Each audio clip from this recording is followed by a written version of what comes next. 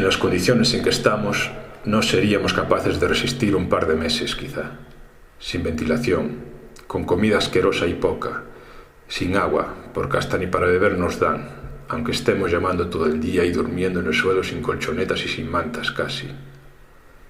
Si por casualidad nos mandan comida en nuestras casas, no nos la dejan pasar. Hay que comprar a la cantina y el que no tiene dinero se muere de hambre. Si nos mandan dinero y no es por giro, se quedan con él y nada sabemos. El placer de lavarnos para nosotros es ya una ilusión, pues apenas podemos lavar la cara con las manos humedecidas. Si mañana no empieza de nuevo la matanza, volverá a alimentar nuestros enfermos cerebros la esperanza de que alguna coincidencia pudiera salvarnos, pues entre nosotros los hay tan ilusos que lo creen de buena fe. Solo haré resaltar otra vez que de continuar esto así muchos días nos moriríamos de hambre.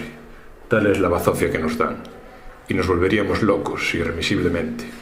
Si nuestros compañeros, por un golpe de audacia, no nos salvan, aquí terminarán nuestras hazañas. ¡Salud!